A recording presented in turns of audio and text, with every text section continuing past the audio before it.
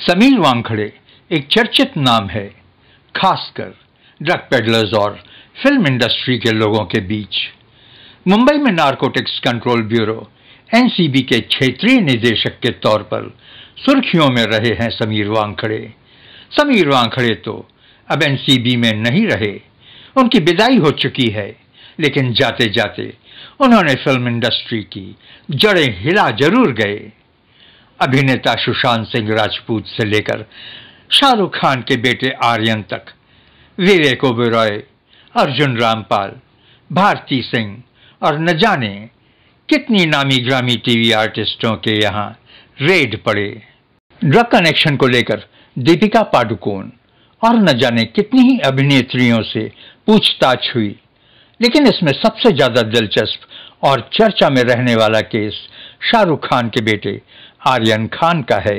दिलचस्प हमने इसलिए कहा कि इस घटना में आर्यन को छोड़ने के लिए शाहरुख खान से 25 करोड़ रुपए मांगने की अफवाह थी। अब बिना चिंगारी के धुआं तो उठ नहीं सकता, बिना किसी बात के अफवाहें तो उड़ती नहीं हैं। आप ए हिंदुस्तान तू जाग देख रहे हैं।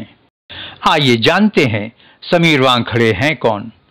समीर 2008 बैच के IRS यानी कि इंडियन रेवेन्यू सर्विसेज के ऑफिसर हैं। उनका जन्म मुंबई में हुआ था और उनके पिता पुलिस डिपार्टमेंट में ऑफिसर थे।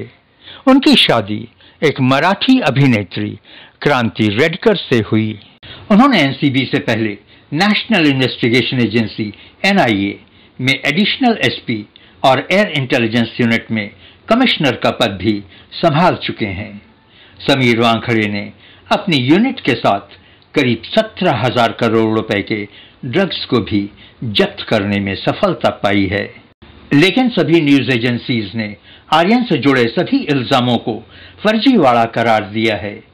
उनका कहना है कि एनसीबी ने वानखड़े के नेतृत्व में बड़े सलीके से ड्रामे को गढ़ा है।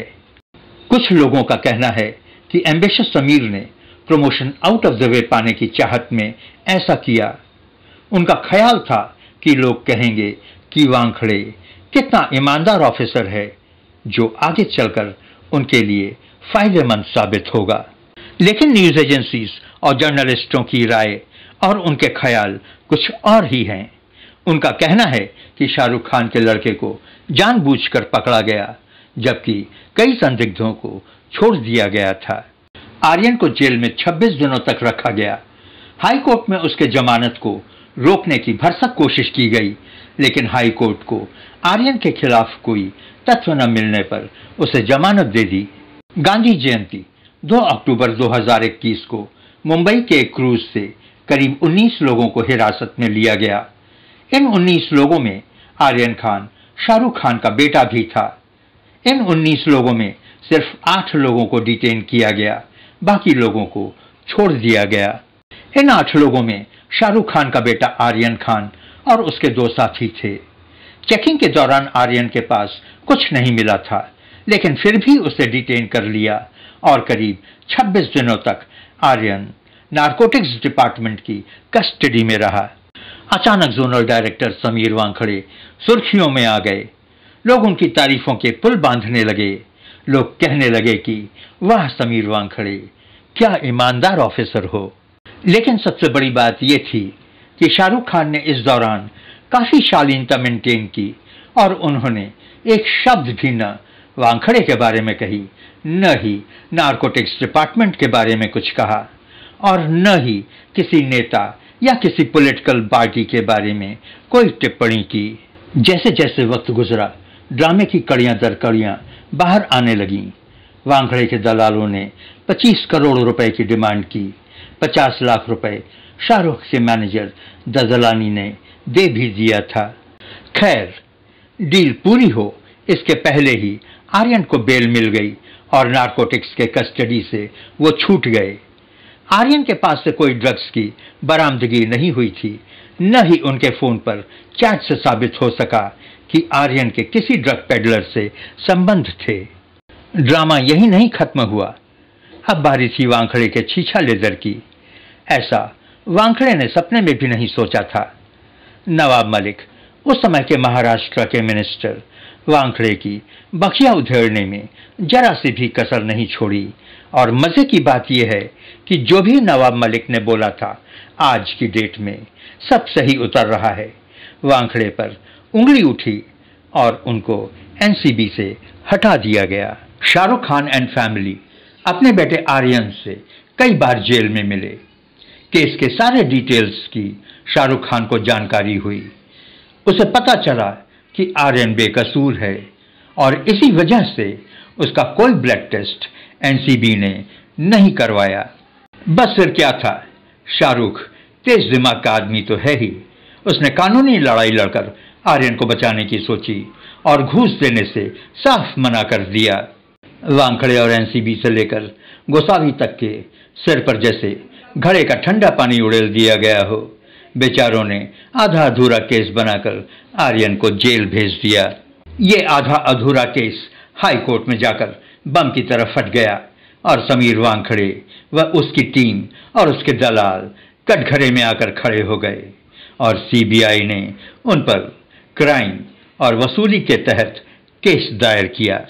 अभी हाल ही में लगभग 2-3 हफ्ते पहले आर्यन केस का जिन एक बार फिर से बोतल से बाहर निकल आया है और एक बार फिर समीर वानखेड़े सुर्खियों में आ गए हैं, लेकिन पहले जैसा नहीं। तब तलवार आर्यन पर लटक रही थी, इस बार तलवार समीर वानखेड़े पर है।